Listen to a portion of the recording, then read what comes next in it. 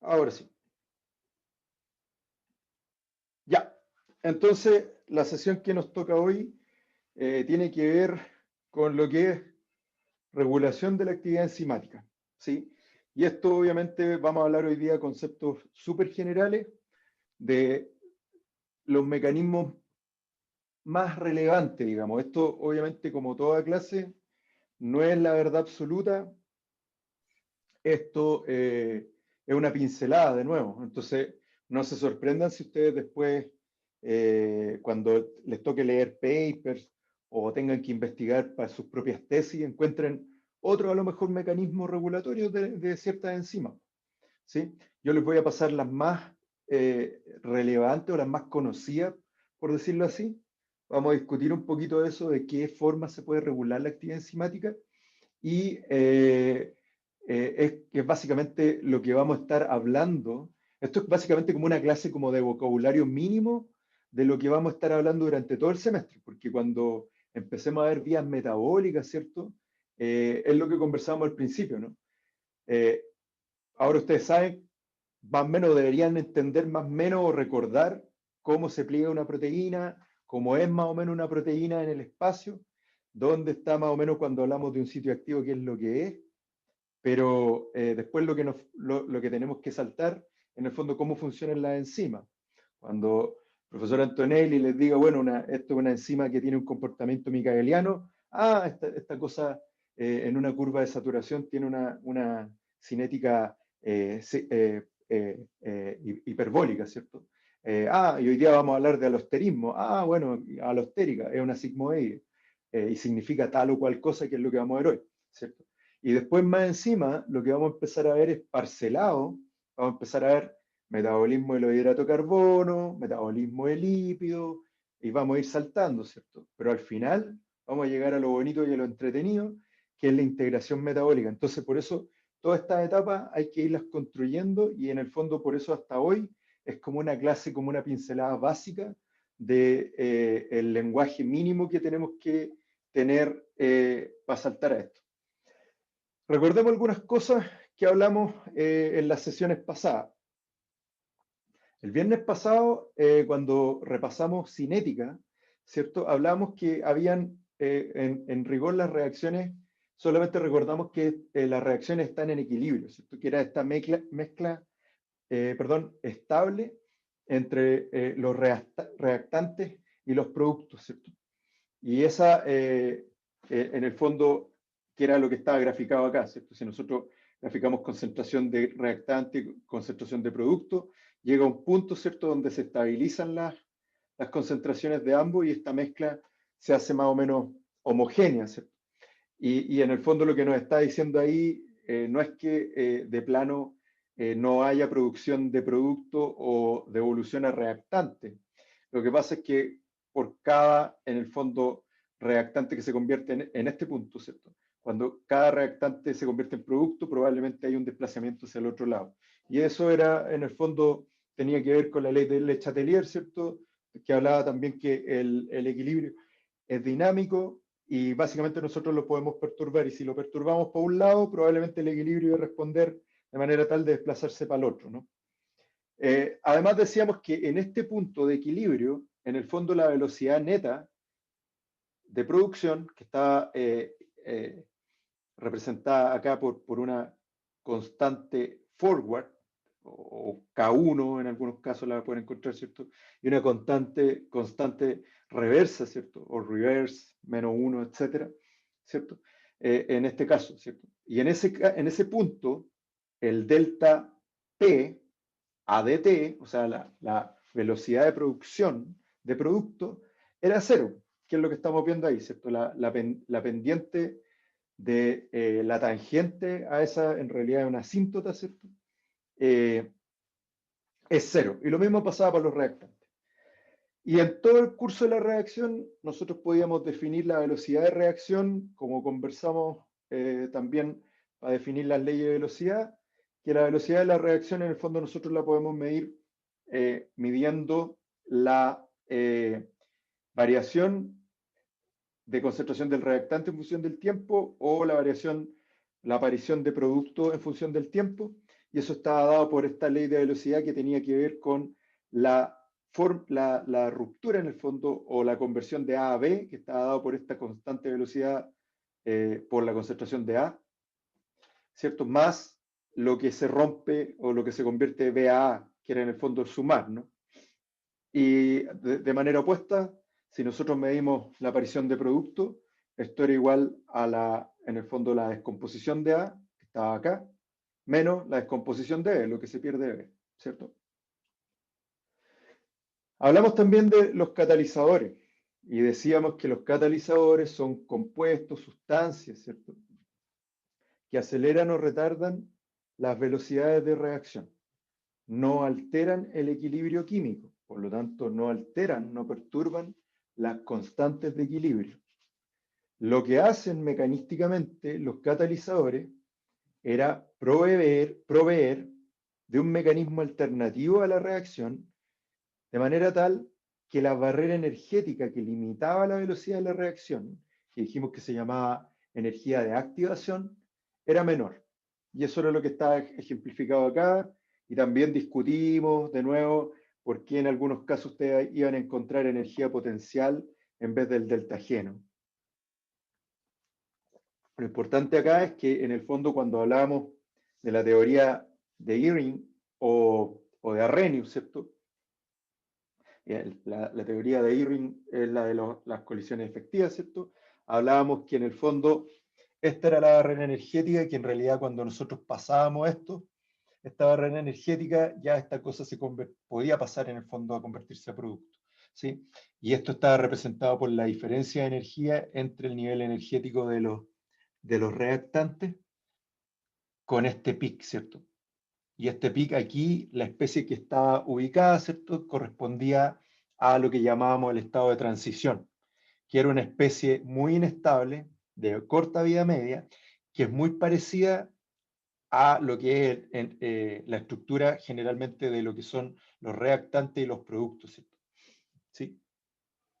Y en este caso el delta G, o en este caso sería el delta E o el delta H, si ustedes quieren, sería esto, ¿no? ¿Sí?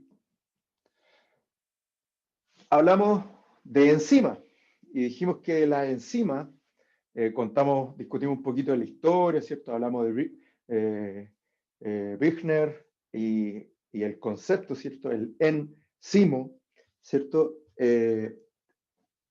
Y dijimos que estos eran catalizadores orgánicos.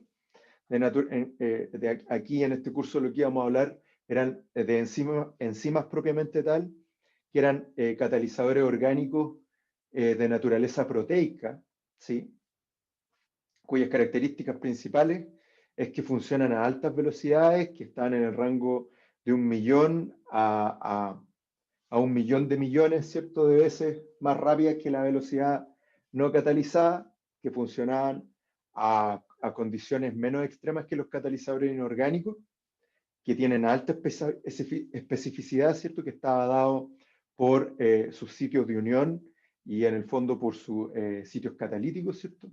Y que tiene que ver con lo que vamos a hablar hoy, que tienen capacidad de control, ¿cierto? Decíamos que según la Unión Internacional de Bioquímica y Biología Molecular, que era esta suerte de registro civil de las enzimas, ¿cierto? Esta organización clasifica las enzimas en 7 clases, ¿cierto?, que están acá, y además hay obviamente subclases, separando, ¿cierto?, cada una de estas clases en función a la reacción o el tipo de reacción que catalizan, ¿cierto? Y desde el punto de vista de la catálisis, y que va a ser obviamente importante para estudiar la cinética, hablábamos que si una enzima cataliza una reacción del tipo S, donde S es sustrato, perdón, a P, siendo P producto, la velocidad en el fondo o el mecanismo en sí de esta reacción depende de la unión de la enzima por su sustrato, que está dado por este equilibrio, de la conversión de la enzima a su producto, dado por este equilibrio, y finalmente que la enzima suelte el producto, ¿no? Y si nosotros veíamos esto desde el punto de vista del perfil energético, aquí estaba la reacción no catalizada, y aquí estaba el delta G, ¿cierto? Esta era su energía de activación, acá, ¿cierto? Que está entre el nivel energético del sustrato al pic del estado de transición. Y en el caso de la reacción, perdón, catalizada, lo que teníamos, que está acá en líneas azules, lo que teníamos era que había una disminución en este camino, ¿cierto?, de la energía de activación, donde estos estados de unión de enzima sustrato y enzima producto, ¿cierto?, estaban al rango o muy cercanos, podían estar al sustrato, nunca menos del sustrato y nunca mucho menos del producto. No podía hacer esto, ¿cierto? Porque si no significaba que no iba a costar mucho más o le costaba mucho más a esta enzima sacar ese complejo, como tenía un delta G menor, era desfavorable, ¿cierto? Sacarlo desde ese estado de energía libre a uno mayor del producto, ¿cierto? Y hablamos que la magia de las enzimas ocurre en un sitio especializado, que generalmente era un sitio muy pequeño cuando lo comparábamos con toda la estructura de la proteína de las enzimas que conforman las enzimas, que era el sitio activo, ¿no? Y vimos el ejemplo de la quimiotripsina, donde en el caso de esta enzima particular, como la gran mayoría de las enzimas son proteínas globulares que en su centro concentran este pequeño bolsillito donde habían algunos residuos que tenían características conservadas y que eran los aminoácidos o los residuos claves, ¿cierto?, para la función catalítica. Y además en este caso, por ejemplo, aquí teníamos un bolsillo hidrofóbico que precisamente permitía la unión o el reconocimiento, la especificidad de su sustrato, ¿cierto? Que esta es como otra visión cuando tú la comparas, por ejemplo, en este caso la quimiotripsina, ¿cierto? Con uno de sus parientes o algo parecido, ¿cierto? Que es la tripsina, ¿no? Recuerden ustedes que los sitios activos tienen, generalmente reconocen, son estereoespecíficos, ¿cierto? Reconocen la configuración de los sustratos, ¿cierto? Y reconocían a sus sustratos las enzimas a través de interacciones débiles, nunca interacciones covalentes. Y ahí al final salió una pregunta, ¿cierto?, donde había una confusión con respecto a los mecanismos. Los mecanismos sí pueden surgir cuando se forman los intermediarios entre enzima y producto, sí pueden haber interacciones de tipo covalente, pero el reconocimiento, la unión entre la enzima y sustrato, recuerden ustedes que una enzima es una interacción, perdón, transitoria y débil, por lo tanto, no tiene sentido que sea covalente. El enlace covalente es muy fuerte y cuesta mucho romperlo, versus, por ejemplo, interacciones del tipo hidrofóbico, interacciones electrostáticas o interacciones, por ejemplo, hasta puentes de hidrógeno, ¿no? Desde el punto de vista de la catálisis, hablamos que habían distintos mecanismos por los cuales las enzimas podían hacer su trabajo, ¿cierto? Una de ellas era obviamente estabilizar el estado de transición, ¿cierto? Lo otro que hacían generalmente las enzimas era desolvatar al sustrato. Esa era otra de las funciones. Y finalmente, obviamente, lo que hacían era, en el fondo, aumentar las colisiones efectivas, posicionando de manera apropiada a los reactantes, ¿cierto?, a los sustratos, de manera tal de que de esa manera favorecer las colisiones efectivas, como dije, en un bolsillo muy pequeñito, que en este caso era obviamente el sitio activo. Desde el punto de vista de la cinética, la sesión pasada, ahora no la voy a resolver completa, pero lo que dijimos que para esta reacción, la manera más simple era empezar a estudiar lo que nosotros conocíamos, ¿cierto? Que en el fondo era lo que podíamos agregar en una reacción, que era la cantidad de enzima, la cantidad de sustrato, ¿cierto? Y si nosotros seguíamos cada uno de estos componentes, principalmente, por ejemplo, lo que era los niveles de enzima libre, los niveles de enzima que están acomplejados con el sustrato, la cantidad de sustrato libre y la cantidad de producto, nos dábamos cuenta que en el fondo esto se parecía, por lo menos lo que era el sustrato y la cantidad de productos, se parecía mucho a una curva de progreso de una reacción cualquiera, ¿no? Que es lo que vimos en la clase cinética. Algo interesante que vimos es que si nosotros tomábamos para este tipo de enzimas y evaluábamos los niveles de enzimas que estaban acomplejadas con su sustrato, había un rango de tiempo en el cual la variación de este complejo en función del tiempo era cero. Y eso dijimos que en el fondo se parecía mucho al estado estacionario. El complejo enzima-sustrato que se está rompiendo versus el que se está formando era lo mismo. Por lo tanto, la cantidad permanece constante por este tiempo. Y durante este tiempo era que básicamente nosotros podíamos empezar a definir las propiedades o algunas constantes, algunos valores que nos permitían caracterizar ciertos tipos de enzimas. ¿Sí? Un poquito más en detalle, lo que dijimos que generalmente lo más fácil para medir la actividad enzimática era medir la cantidad de producto en función del tiempo. Y en una curva de progreso uno lo que esperaría, dijimos, al igual que en las reacciones químicas común y corriente, si nosotros medíamos la velocidad, haciendo la velocidad la aparición de producto en función del tiempo, para esta reacción nosotros deberíamos observar una curva como esta, ¿no? Esto es lo que se llamaba curva de progreso, que era distinto de una curva de saturación, que es la que vamos a ver después. Y en este caso lo que teníamos que ver era que en el fondo las velocidades iban a ser variables, ¿se fijan? ¿Sí? Hasta que íbamos a llegar a un punto en que la velocidad era cero, ¿se fijan? Ya no hay mayor diferencia de producto en función del tiempo. Y esa era la razón de, por comodidad, lo que íbamos a hacer para todos los estudios cinéticos de la enzima era medir la velocidad inicial, a etapas muy tempranas en la reacción, que era cuando básicamente en este punto, en este rango, la velocidad tiene casi un carácter lineal, ¿cierto? La asíntota, o sea, perdón, la tangente va muy pegadita, ¿cierto? Ahí a lo que es la velocidad y la curva del progreso del producto, ¿no? ¿Por qué se debía a esto? Bueno, esto también tenía que ver con la cantidad de sustrato, ¿cierto? Porque en etapas tempranas lo que va a ocurrir, o lo que dijimos que ocurría, era que la enzima, cuando nosotros tenemos un montón de productos, perdón, de sustrato, agregábamos la enzima y la enzima se iba a demorar un tiempo en encontrarse con el sustrato.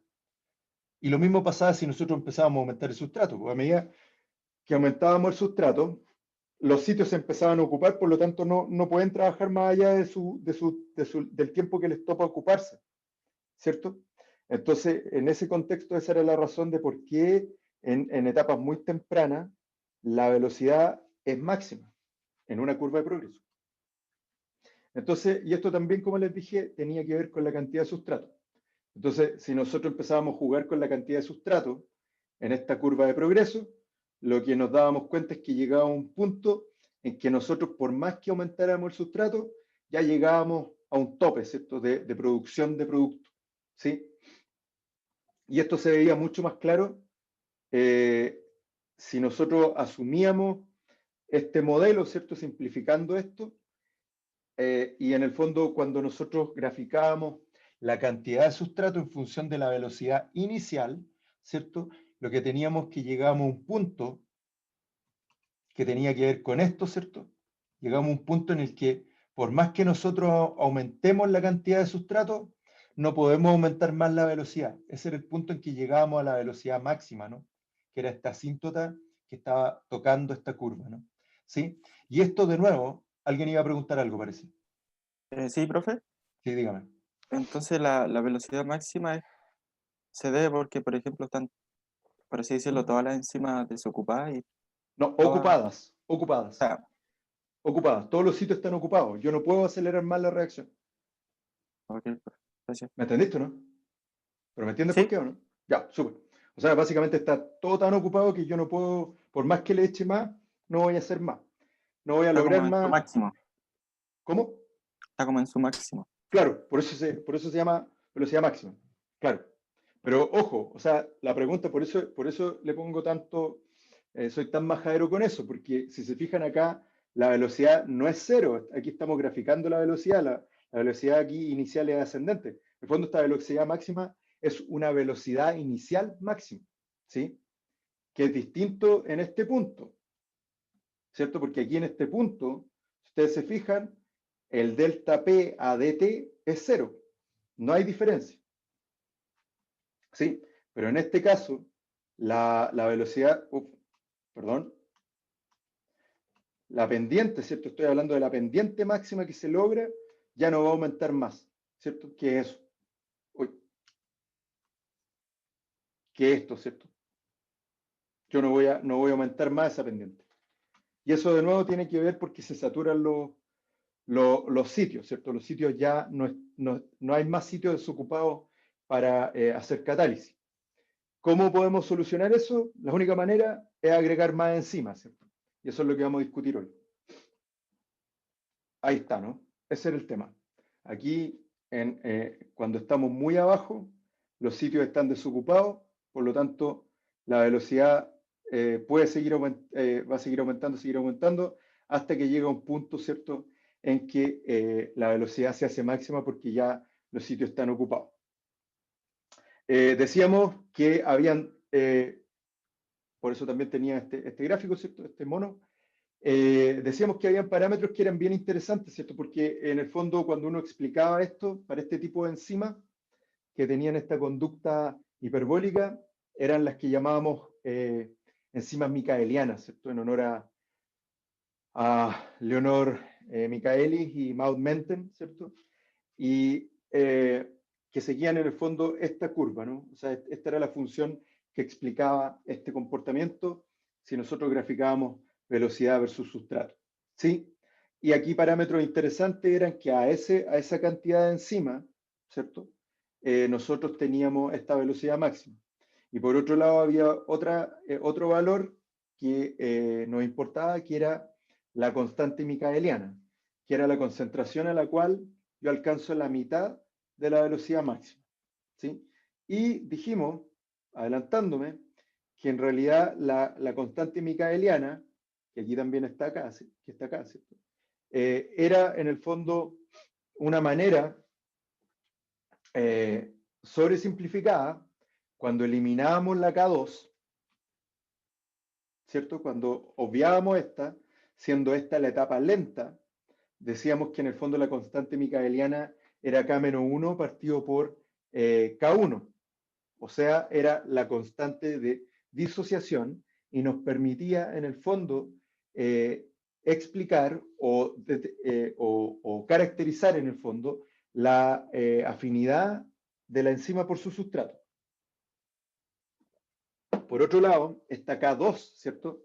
Que era el paso en el fondo del complejo enzima-sustrato a producto enzima. En el fondo, la velocidad es la constante de velocidad que explica per se la velocidad de catálisis que estaba acá, ¿cierto? En el fondo, esta velocidad máxima dependía solamente de la cantidad de enzimas. O sea, la única manera de aumentar la velocidad máxima es aumentando la cantidad de enzimas para tener más sitios disponibles, ¿no? Más sitios de unión. Y esa K2 era lo que llamábamos la KCAT, ¿cierto? La constante catalítica, o también conocida como el número de recambio, el turnover number, ¿cierto? El número de recambio significaba en el fondo la velocidad a la cual un mol de enzima en el fondo puede producir un mol de producto. Básicamente es cuán rápido se desocupan, por eso se llama los sitios, por eso se llama número de recambio, ¿sí? Y dijimos que precisamente esta constante lo que nos permite en el fondo caracterizar a las enzimas. Y ahí vimos una tabla con algunas enzimas que eran tremendamente rápidas, como por ejemplo la catalasa, que se acuerdan que también lo vimos en la clase, cuál era la variación en la energía de activación. Y si queríamos en el fondo caracterizar mucho mejor a una enzima, lo que era mejor era en el fondo graficar la llamada constante o determinar la llamada constante de especificidad, que era en el fondo la constante o el número de recambio, la constante catalítica o el número de recambio partido por la constante micaeliana, ¿sí? Y eso en el fondo lo que nos relacionaba, como ustedes ven acá, la velocidad de catálisis con la afinidad. ¿Sí? Y ahí, bueno, también vimos algunas, ¿cierto? Algunas constantes de especificidad. Dijimos también que obviamente esto era un poco complejo graficar. Y entonces vimos la ecuación o el ajuste de los dobles recíprocos, ¿no? ¿Sí? Que en el fondo en el cual convertíamos de manera muy simple la ecuación de Michaelis-Menten, ¿cierto? Usando el inverso multiplicativo, llegábamos a esto, donde en el fondo cuando graficamos 1 partido por la velocidad inicial de una reacción versus 1 partido por el sustrato, teníamos que Km, que está acá mejor, ¿no?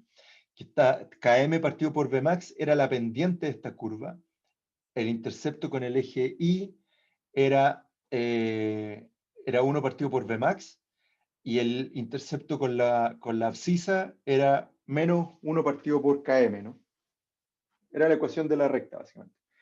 Este ajuste yo les dije, hay otros ajustes, pero el ajuste, la ecuación de Lineweaver-Burke es uno de los que se ajustan mejor a la ecuación de Michaelis-Menten, ¿cierto? Hay otros que se desvían un poquito cuando tú las comparas, pero, y hay otros que incluso son mejores, pero son un poco más complejos. Esta ecuación, este ajuste, te permite en el fondo llegar a valores bastante aproximados de lo que es la Km y la Vmax, ¿cierto? Después dijimos que habían ciertos factores químicos, físico-químicos, que alteran la actividad de una enzima, ¿cierto? Y conversábamos el efecto del pH. Y comparamos, por ejemplo, el efecto de la pepsina, que era una enzima gástrica, y que de hecho su actividad máxima, como está graficada acá, en función del pH, estaba en el rango de 1,5, 1,7, por ahí, ¿no? Versus una proteína, una enzima, ¿cierto? Que funciona en el citoplasma y que tiene obviamente un pH óptimo que tiende a ser neutro, ¿cierto? Que está como en el rango de 7, entre 7,4 para arriba, ¿no? ¿Sí? Entonces eso es lo que nos hablaba, que cada enzima, dependiendo, y esto de nuevo, esto dependía de las características de su sitio activo, tiene en el fondo un pH óptimo, ¿sí? Por otro lado, hablábamos que también tienen temperatura óptima, ¿sí? Y así como, por ejemplo, las enzimas de nosotros los mesófilos tienen generalmente temperaturas óptimas de funcionamiento que van en el rango de los 35 hasta los 38, ¿sí? 38, bordeando los 39, digamos, ¿sí? Pero después de eso, ¡pum! Esta cosa, la actividad decaía bruscamente.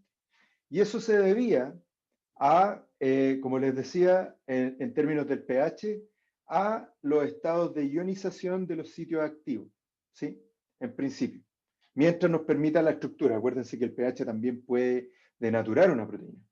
En cambio, el caso de la temperatura, esto tenía que ver con la denaturación, ¿cierto? Más allá de 39, 39,5, ya las proteínas empiezan a denaturarse, ¿cierto? Y eso era lo que conversamos, que era bastante complejo desde el punto de vista de la fiebre. Entonces, el pH, principalmente el efecto con respecto al pH óptimo de actividad, tenía que ver con estados de protonación de los sitios activos, como está acá, mientras que en la temperatura tenía que ver más bien con, en esta etapa de incremento, tenía que ver con aumento de la energía cinética, pero para acá tenía que ver con la denaturación, ¿sí? Finalmente, en la clase pasada, lo que vimos fue que habían formas de inhibir a las enzimas, habían inhibidores, ¿cierto? Y vimos los dos tipos principales. Vimos la inhibición competitiva, que como dice su nombre, tiene que ver con compuestos que actúan sobre el mismo sitio de unión al sustrato. Por ende, este equilibrio era desplazado hacia otro, ¿no? Hacia el complejo enzima inhibidor. Y si tú graficabas esto en en el gráfico, digamos, velocidad inicial versus sustrato, lo que tú deberías ver es que en el fondo había una alteración, obviamente, de la km, pero no debería haber una alteración en la velocidad máxima, ¿cierto? ¿Sí? Y esto es porque a este punto, como decíamos, los sitios están saturados. Por ende, si yo echo más sustrato, en el fondo lo que voy a hacer es desplazar el inhibidor y al final la enzima sí va a llegar a velocidad máxima. Sin embargo, la km, la afinidad por el sustrato, sí obviamente iba a disminuir y por eso se alteraba. Eso era lo que ustedes lo ven en el gráfico, digamos, de velocidad versus sustrato, y se hacían gráficos de los dobles recíprocos, lo que uno debería ver es algo como esto, ¿no? Donde el intercepto con la ordenada no se altera, obvio, porque la Vmax no se altera, pero sí la Km, ¿no? Y vimos también inhibición no competitiva, donde en este caso los inhibidores se unen en otro sitio, que generalmente es cercano al sitio de unión al sustrato. Esto no es unión alostérica, por favor. Esto es otro sitio, ¿no? ¿Sí? Ya vamos a ver por qué no. Ya vamos a ver las características de la regulación alostérica. En este caso, como es otro sitio de unión del inhibidor, no hay alteración de la constante micaeliana, no hay alteración en la afinidad de la enzima por su sustrato. Sin embargo, sí había una modificación, una disminución de la velocidad máxima, ¿sí? Y desde el punto de los dobles recíprocos, lo que ustedes deberían observar es que en el fondo hay como hay una mantención de la constante micaeliana, en el fondo el intercepto con la abscisa, con el eje X, ¿cierto? Se mantiene, pero sí varía el corte en la ordenada, en el eje Y, ¿no? Dado por la alteración en la Vmax. ¿Sí? Entonces, sabiendo todo esto, hoy día vamos a hablar de regulación enzimática. ¿Sí? No sé si tienen alguna duda hasta acá. ¿Hay algo que quieran repasar antes de proseguir? Porque recién vamos en el Profesor, repaso. Sí, dígame. profe, ¿me podría explicar de nuevo esa parte en la que la inhibición competitiva chocan en la ordenada? La competitiva. Sí, eso mismo, donde chocan en la ordenada. Eso Esta. no me queda claro. Eso. Ya. ¿Estamos claros? ¿Quién preguntó de partida? Espérame. Yo, Danilo. Ya. Danilo, ya. Eso. Díganme el nombre, por favor, porque así, porque no, como no los veo. Ya. Ya, Danilo. Entonces, estamos claros que al ser competitiva, en el fondo lo que tenemos es que va a pasar esto, ¿cierto? El inhibidor ocupa el mismo sitio que el sustrato. Por lo tanto, en vez de la enzima irse para este lado, se va hacia acá. ¿Sí? Por lo tanto, lo que va a hacer es alterar la afinidad. Yo le robo, le bajo afinidad porque le estoy poniendo algo que bloquea, que tapa. ¿Sí? Sin embargo, si yo agrego más sustrato, lo que voy a empezar a hacer es desplazar el equilibrio en el fondo, en vez de irse hacia acá, se va a ir hacia acá, la gran mayoría. Por lo tanto, como dijimos, que cuando ya se saturan los sitios de la enzima con sustrato, lo que vamos a tener en el fondo es que llegamos a velocidad máxima igual. Entonces, cuando nosotros hacemos los dobles recíprocos, ¿sí? Sabiendo que, acuérdate tú que esta es la ecuación básicamente que define que en el fondo la modificación cuando nosotros, de la Michaelis-Menten, ¿no?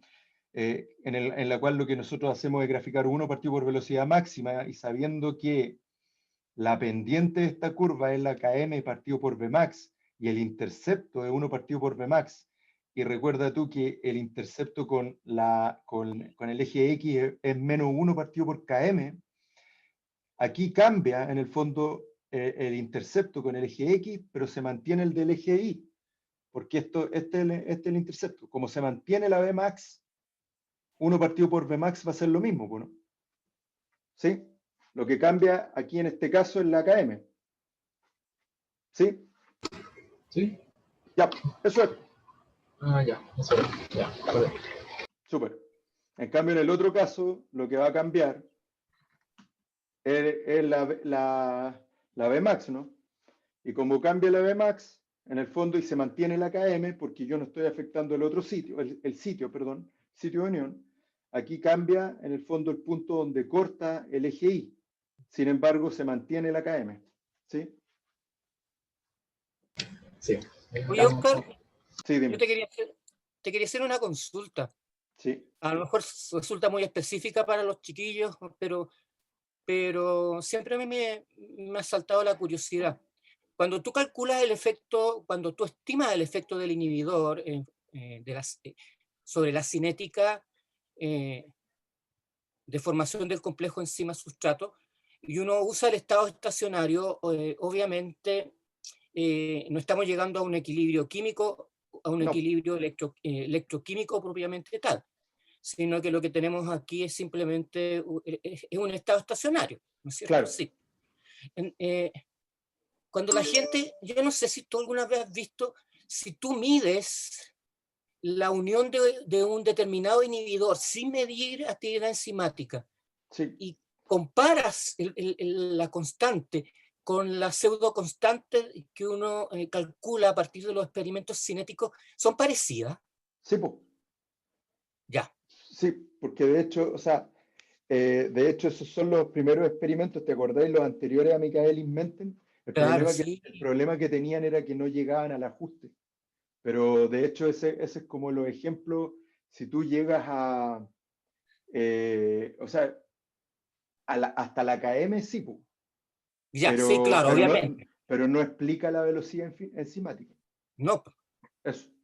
Sí, po, ya. porque como la constante 2, la constante catalítica, es mucho más lenta, es mucho más chica, comparado con lo que es la unión, o sea, la formación y ruptura del complejo Sí. enzima-sustrato. Sí, po.